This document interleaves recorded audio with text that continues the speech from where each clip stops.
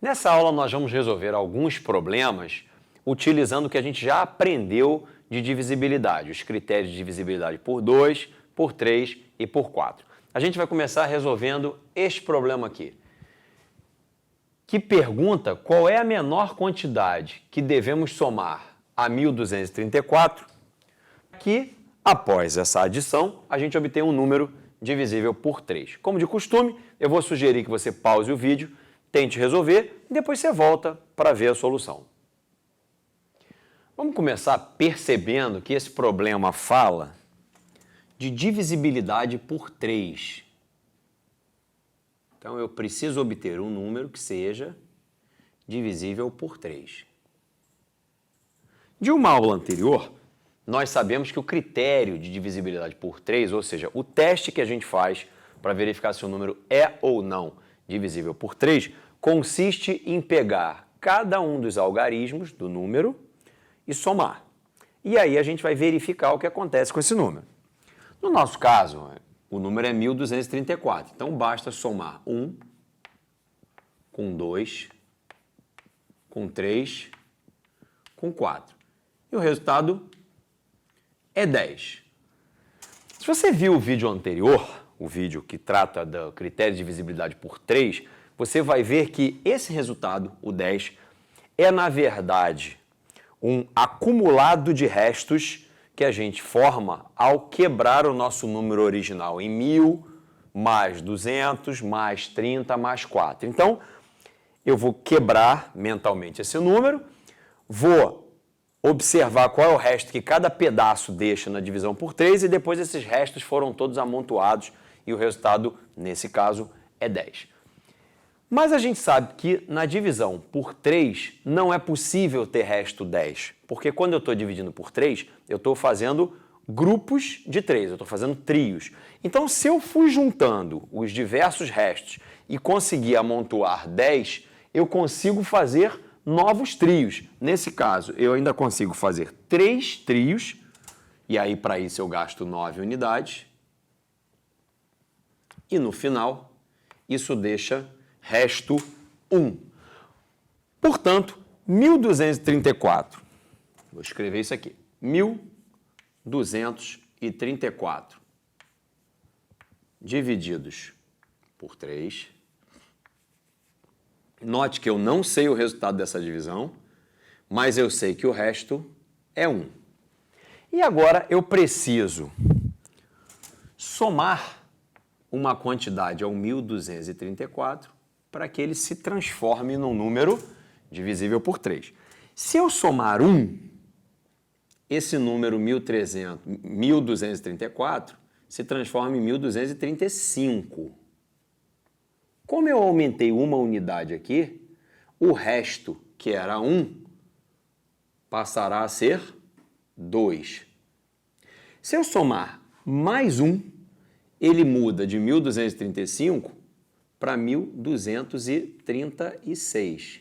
E nesse caso, o resto de 2 aumenta para 3. Só que quando ele aumenta para 3, ele me permite formar um novo trio.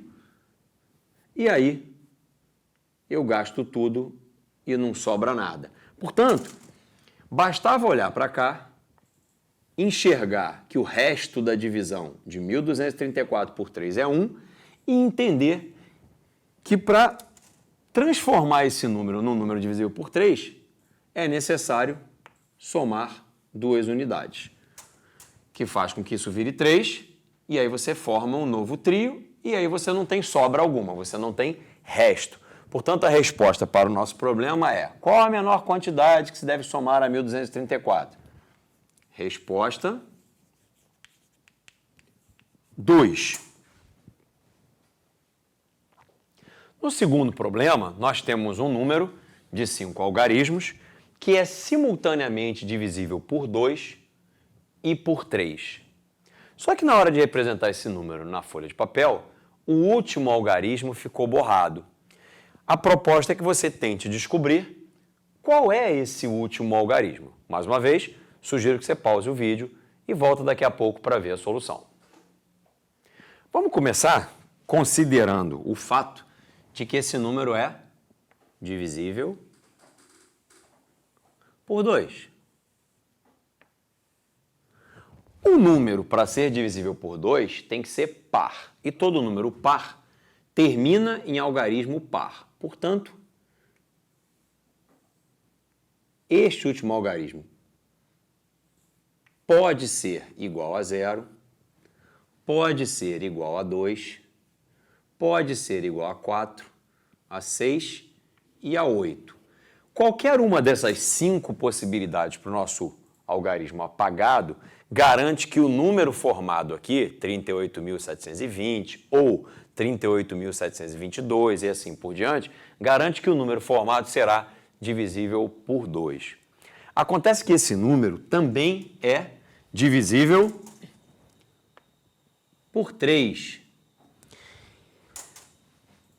Para que um número seja divisível por 3, é preciso que a soma dos algarismos do número dê um resultado que seja divisível por 3.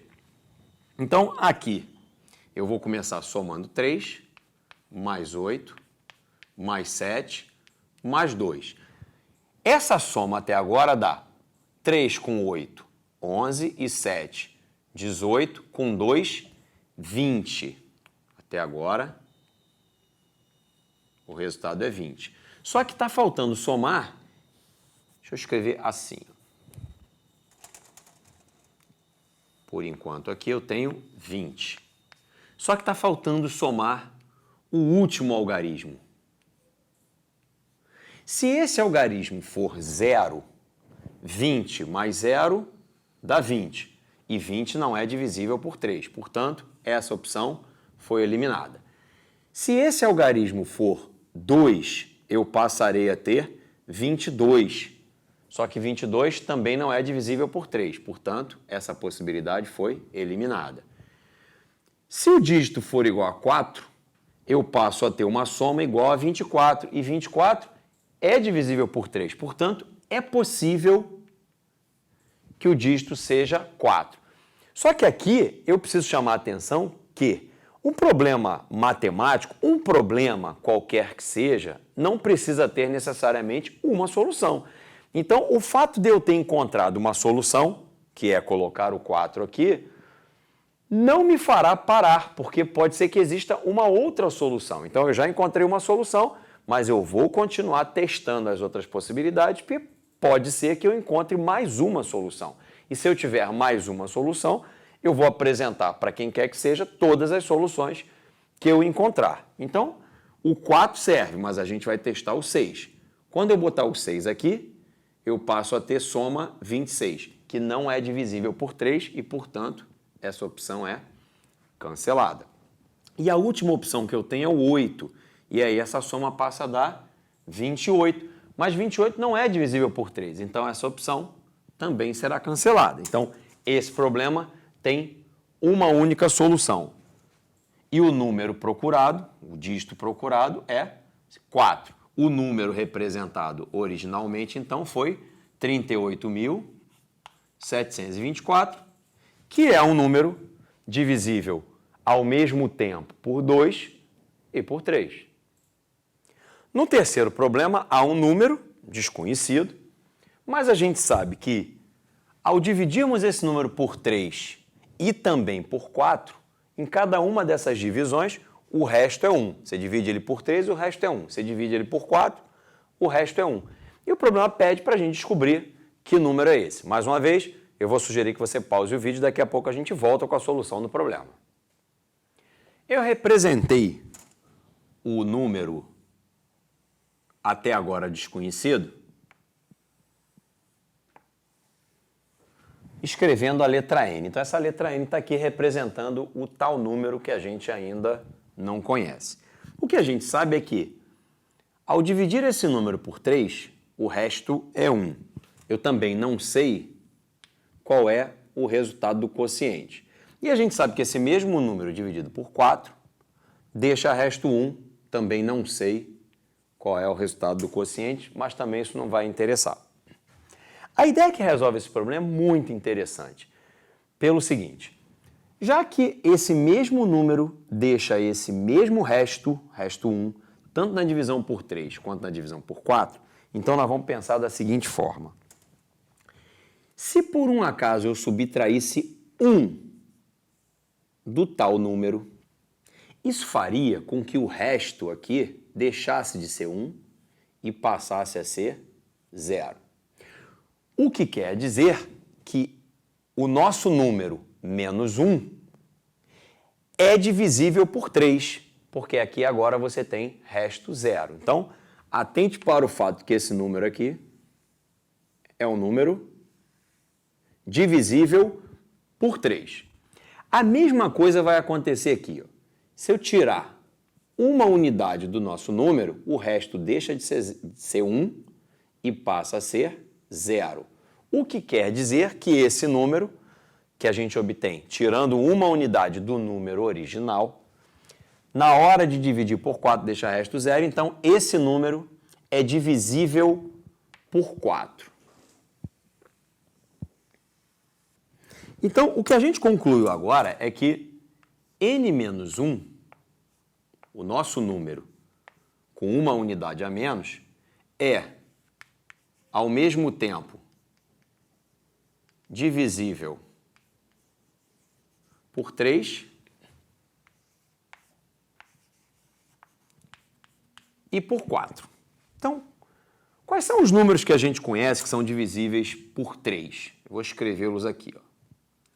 O próprio 3, o 6, o 9, o 12, o 15 e assim por diante. Na verdade, é a tabuada de 3. E os números que são divisíveis por 4, eu vou escrever aqui, ó. São o 4, o 8, o 12, o 16 e assim por diante, que é, na verdade, a tabuada do 4. Nota agora que há um número que aparece nas duas listas, que é o 12. Então, isso quer dizer que esse n-1 pode ser igual a 12. E se o n-1 é igual a 12, significa que o nosso número original tem que ser o 13. De fato, se eu pegar o 13 e dividir por 3, isso vai dar 3 vezes 4, 12 e resto 1. E se eu pegar o mesmo 13 e dividir por 4, isso vai dar 3 vezes 4, 12 e resto 1. Portanto, o nosso número pode valer 13. Eu disse pode ser 13 pelo seguinte. De maneira proposital, eu não continuei a nossa lista aqui. Se eu tivesse continuado, o próximo seria 18, depois 21, depois 24 e aí por diante, porque essa lista é uma lista infinita.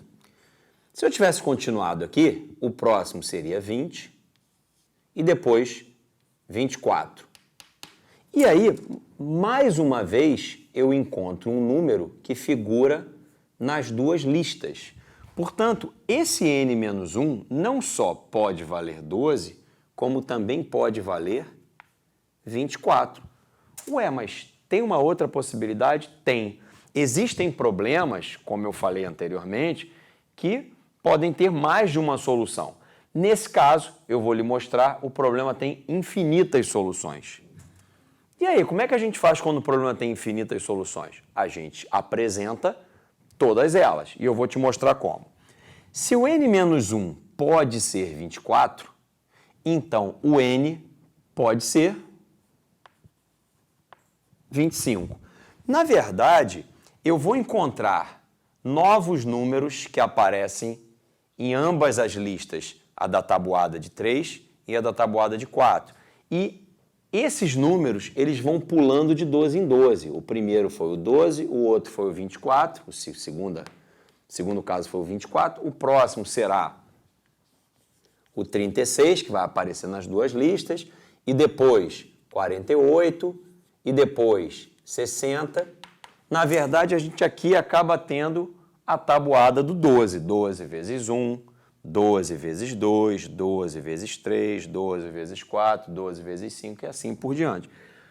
Então, a gente conclui que n subtraído de 1 pode ser qualquer múltiplo de 12. Portanto, o nosso número vai ser um múltiplo de 12 acrescido de 1. Por exemplo, se o n menos 1 for 36, então o nosso número aqui pode ser 37. Se o n menos 1 for 48, o nosso número, pode ser 49.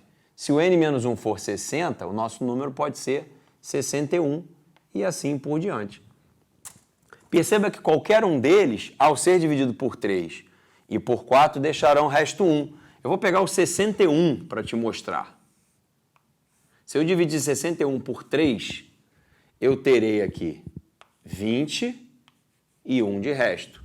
E se eu pegar o mesmo 61 e dividir por 4, eu terei aqui 15, faça a conta lentamente se você precisar, e verifique se o seu resultado fica igual ao meu. Dividindo por 4 dá 15 e aqui resto 1. Isso vai acontecer com qualquer um dessa nossa listinha. Portanto, o nosso número será sempre... Que número é esse? É a pergunta. O nosso número será sempre um múltiplo de 12 acrescido de 1. Espero que você tenha entendido e te aguardo para um próximo encontro.